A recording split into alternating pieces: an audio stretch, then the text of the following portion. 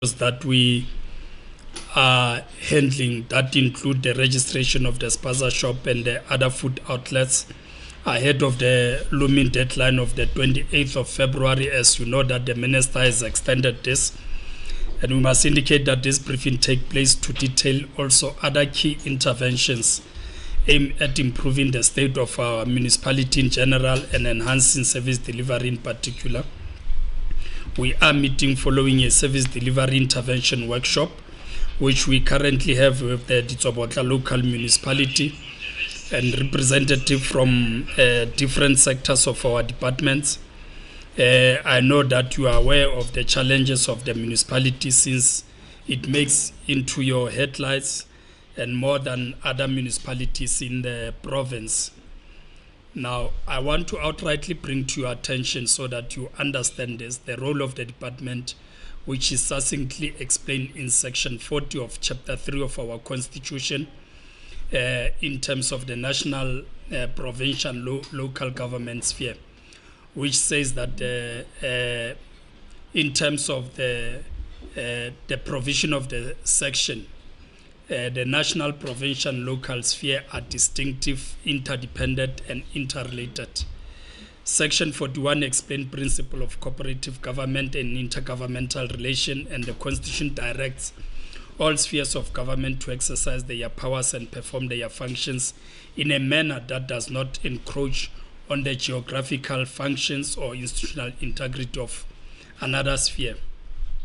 The reason, colleagues, why I'm raising or explaining this is for you, members of the media, to understand that local government is another spheres of government governed by legislation, and sometimes, as either provincial or national government, we cannot impose some of the decision on council, because council is an authority in itself. However, we have an obligation in terms of section 154 of the Constitution to provide support and strengthen the capacity of municipalities to manage their affairs, to exercise their powers, and to perform their functions. I must indicate that out of the 22 municipalities, 8 are currently under mandatory intervention in terms of section 139, 5 subsection A and C of the Constitution, and that is read together with section 139 of the Municipal Finance Management Act, and this is due to poor financial management, and provincial treasury has appointed the provincial executive rep for 3 years to look into issues of revenue enhancement, and those municipalities are Ditsobotla, Khetleng Municipality, Madiben, Ramotsere Muilwa Tswaying, Naledi, Dr. Ruth Sekhomotse Mompati, and Matkwasi Hill. We, as part of the support that we are providing to the municipalities, we have ensured that there is an appointment of senior managers to ensure that there is a filling of vacancies at that level, so that we can bring stability. So of all our municipalities, which are 22, both local and district, only Bojanala district, municipality, Lekwatemaneng, Mamusa, and Tswaying do not have substantive municipal managers, and processes are in place to ensure that they fill in the vacancies. The department has, however, due to either resignation of vacancy that exists here, seconded acting municipal managers to those municipalities, and this is as per the request of those municipalities like Kagisano Molopo, Mamusa, as I indicated, Tswaying, and Bojanala district. The council has resolved to request the MEC for local government to second the municipal manager, so that there is an accounting officer.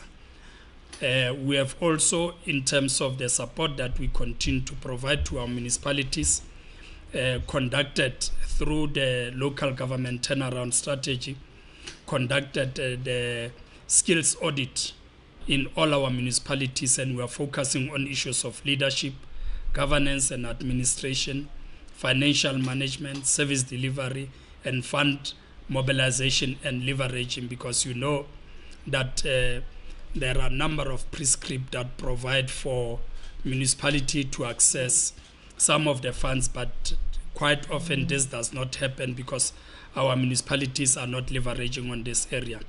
So as part of the local government turnaround strategy, we have developed an early warning system to improve service delivery in the form of a dashboard to monitor municipal performance and reporting. We have also completed the skills audit for municipalities, and the sole purpose was to assess the current competencies and capabilities of our municipal workforce across various units to identify the skills gap.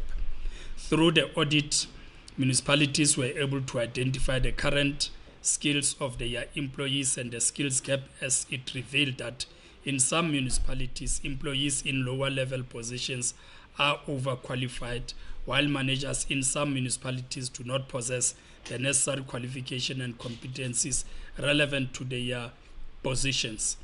The audit report recommended that municipalities must develop targeted education and training program or recruitment strategies to ensure the entire workforce has the necessary capabilities to undertake their duties and impact positively in the provision of the services. Also, our 2023-24 municipal audit outcome, the following municipalities have registered an improved audit outcome. Bojanala District Municipality moved from qualified to an unqualified. Madibeng has moved from adverse to qualified, and Naledi from adverse to a qualified audit opinion.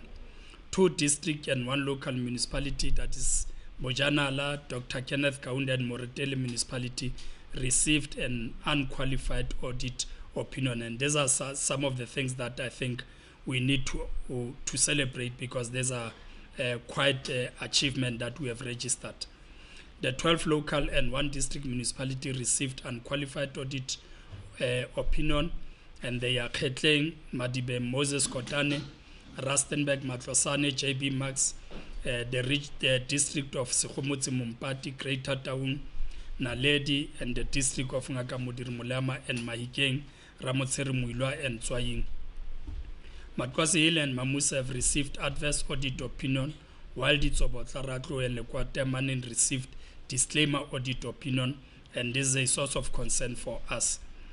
With regard to the management and grant expenditure, 10 municipalities, that is Matkwasi Hill, City of Matlosane, Madibeng, Khetlen River, Ditsobotla, Lekwatemanin, Naledi, Tswaying, Mamusa, and Ramotseri, were assisted with the application to National Treasury to participate on the program of municipal debt relief in line with the Municipal Finance Management Act. The municipal infrastructure grant expenditure as of the end of December 2024 was at 41% of the total allocation of 2.1 billion. The following 6 municipalities are performing beyond the average and have passed the 60% mark of their allocation in terms of the expenditure for the end of December 2024. Naledi, it's standing at 100%. Ramotseri Muilwa municipality is standing at 85%. The municipality has also submitted an application for advance transfer to report 100%. The Sekgomotse Ruth Mumpati district municipality is at 70%, Tswaying at 61%, Ratlo at 60%, awaiting the transfer to report 73%, and JB Max at 60%. Other municipalities that have registered under expenditure are your Khetling local municipality, they are standing at 33%, Mamusa 32%,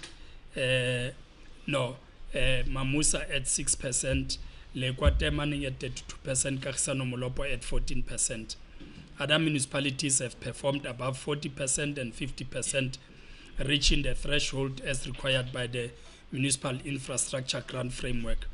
To address the poor performance on conditional grant, the department supports municipalities with a specific focus on contribution factors such as late appointments of some service providers and reprioritization of the municipal infrastructure grant implementation plan just before the new financial year. So these are some of the issues that affect the poor performance or contribute to the poor performance. With regard to issues of water and sanitation intervention that we have made for the budget allocation of 2024-25 for water and sanitation intervention project, we have received 100 million, and we have given this allocation to our municipalities as part of the intervention. And all this allocation has benefited over 50,400 households.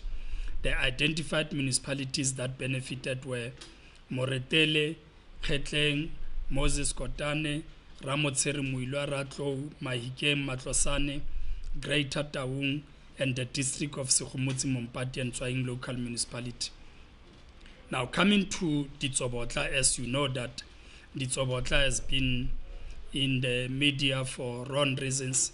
You are aware that Ditsobotla is experiencing challenges as a result of the instability in both the council and administrative, which results in poor service delivery.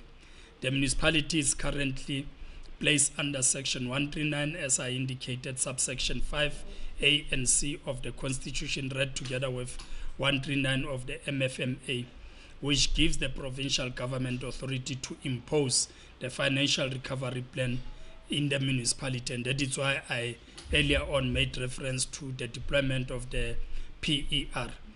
14 months since the deployment of the PER and the intervention team, the environment has not been conducive for the team to can implement the FRP. This is evident from the following acts that demonstrate resistance from the intervention by the provincial government. Efforts to maintain the status quo and stop any effort to bring change, lack of professionalism and accountability, the spirit of entitlement. The intervention team has witnessed and experienced the prevalence of organized crime in the form of being held hostage and kidnapped, which makes it impossible to operate within the precinct of the Ditsobotla. The PER, the Provincial Treasury, COGTA, and MISA have played a major role in assisting the municipality to stabilize. However, there is still a lot of work to be done to return the municipality to normality. This municipality is receiving the necessary support, and for this reason, a multidisciplinary team has been established comprising of all provincial departments to unblock some of the services delivery. We are looking into the issues of intervention in as far as issues of electricity is concerned, issues of water. We have had a meeting with the Ditsobotla, and we have made presentation to our councillors to understand and attend to issues of ESCOM to pave a way for sustainable and uninterrupted supply of electricity for the resident of Ditsobotla.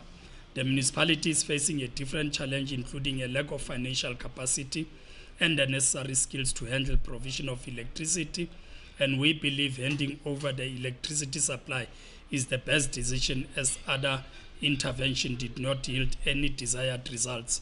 And councillors are welcoming this because ESCOM is not taking the license of the municipality. They have suggested that there must be a presentation before council so that council can resolve on this. Lastly, we are registering progress in as far as the issue of the tuck shop or the food handling outlets is concerned. Towards the end of the last year, the country experienced, as we all know, a high number of cases of children who died after consuming food bought from the Spaza shop. Following the rising number of such cases, the president, we all know that on the 15th of November, directed that all tuck shop and food handling facilities owners register their business in their respective municipality within 21 days of his address. The initial deadline was for the registration process. The deadline was the 17th of December. The standard draft bylaw was gazetted on the 4th of November 2024 by the Minister of Cooperative Governance and Traditional Affairs. And this, what we have done so far, we have engaged all the municipalities in terms of the standard draft bylaw aim to provide a standardized framework to enable our municipalities to develop their own bylaw that seek to promote the development of township economies as a primary response to the challenges faced by our people living, working, and operating business in the township. After the minister had published the gazette, the municipality had to adopt this, like I indicated, to suit their local context.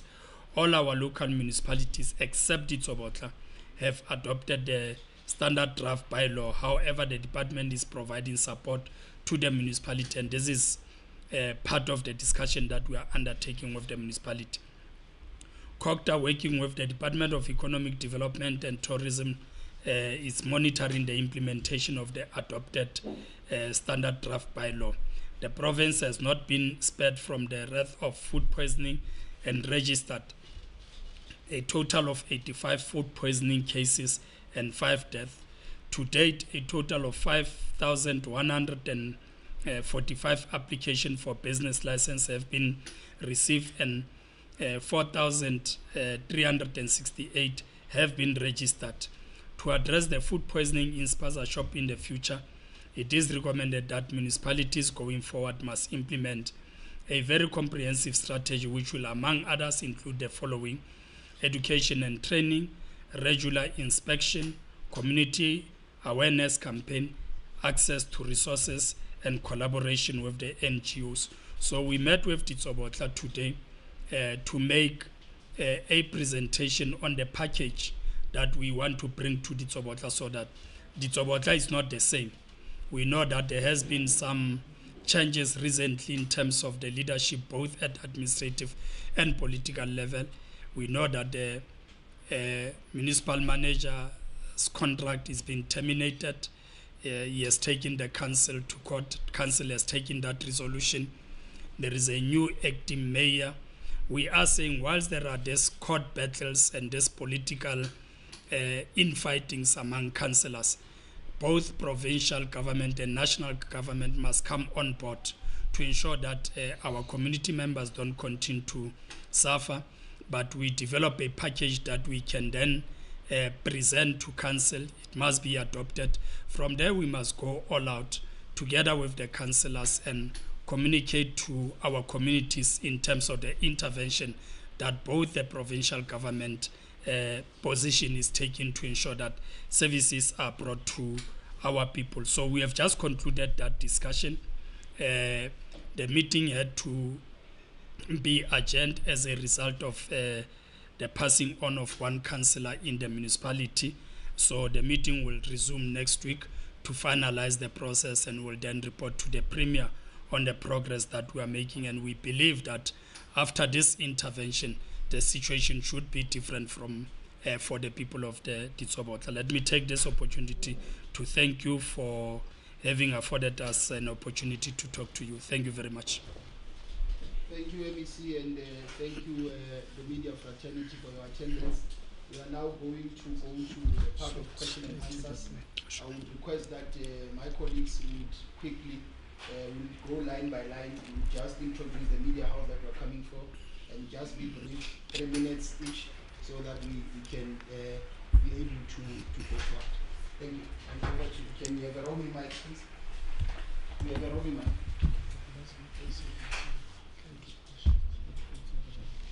Okay. You will be first, and then you will be second.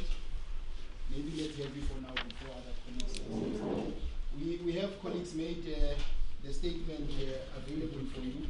If you want, Mr. Chairman, you can quickly share with colleagues the statement as well and soft copy. Over to you. Thank you, Director. How does the department respond to sentiments by stakeholders, including the Ditsobotla Service Association, that says that perhaps the department must take a back foot and allow national to intervene, because all the interventions throughout the years have not actually borne any fruit, and have actually somewhat contributed to the ongoing tensions in the municipality? How does the department also respond to challenges facing many workers in municipalities? A week ago, a worker of the Ditsobotla local municipality lost his life while on duty. As we speak, there are two bodies that are being retrieved from San of workers of the Zulu local municipality also succumbed due to working in conditions where none of their safety concerns are actually adhered to. Thank you very much. Is there any other question, colleagues, before we give it to the Presidium to give responses?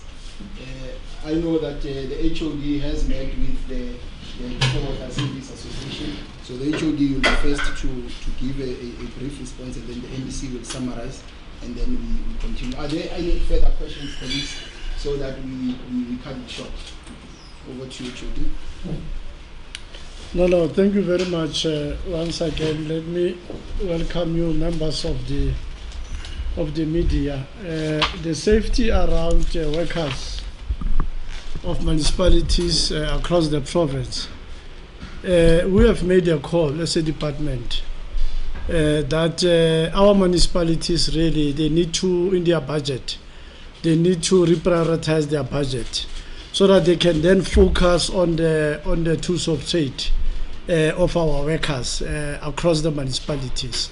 And this is a matter that our municipalities are attending to make sure that there must not be any future occurrence in terms of some of the challenges that our municipalities are facing. The Ditsobotla, as the MEC has said, that the Ditsobotla now is receiving a comprehensive package of intervention from both provincial government departments as well as national. In particular, the issue of electricity, that also the minister has actually endorsed that we need to bring that package of intervention. So within that, there are other packages that will then deal with the issues of the workers, because the municipality also, they've indicated that they've got an appetite that the provincial government now, they must then bring deployment of senior officials to come and deal with that. One of the directors we are prioritizing is the one that will then deal with issues of community services. So it's very clear that based on the challenges that have been identified, one of his or her terms of reference will be that they will have to then focus to issues of the workers in Ditsobotla in as far as tools of trade are concerned. Thank you very much. Thank you, HOD. Over to you, MC. Yeah, no, thanks. You know, Sentleng, you said it's who safety Ditsobotla who are saying the provincial government must step back and safety Ditsobotla is one of the parties that is represented in the municipality. My experience is different. Maybe they might be saying this outside, but within our engagement and throughout, since we were here with the Premier, maybe they have changed the tone, because we suggested to them that as the provincial government working together with national government, we must come here, we must have this workshop, we must do the presentation. And they have welcomed that intervention. And like I indicated, that we've got an obligation on our part, as per the provision of the Constitution, to support and strengthen the municipalities. Yes, it's true that in the past we have intervened. The last intervention was when we invoked Section 139C, when we dissolved the municipality. But the problems, we have intervened. You have parties that have been given an opportunity to govern on their own and provide services to the people. The provincial government is not, except that we have sent the PER, but we know the experience on the ground is different. So the claim that there must be an intervention by national, you have parties that are governing. And that is why we are coming in, because we can't, it would be irresponsible of us to take that approach or route. So that is why they are here and they welcome the intervention. We are looking into all the issues, like I indicated, that let all government come on board, both provincial and national. Let us ensure that we provide we ensure provision of services to our people. So the lone voice by an individual, I don't think we should listen to that. We should listen to the cries of our community, and that's exactly what we are intending to do. Thanks. Thank you very much, MEC. Colleagues will open for another round. Would appreciate if colleagues can also use any other language so that also our audience can then follow what the press briefing was about. Colleagues, any hands, any follow-ups before we close? Colleagues covered. All right. No, it's fine, colleagues. If that is the case, I'll then take this moment to appreciate the attendance of other stakeholders for the press briefing. I've seen DCOC, I've seen the HOD as well for Human Settlements, MEC. I've also seen other colleagues from NISA as well, and ESCOM is also part. Thank you very much, colleagues, for attending.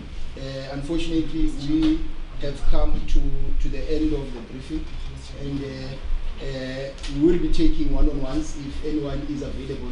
Thank you very much. The briefing is adjourned. Thank you very much. Thank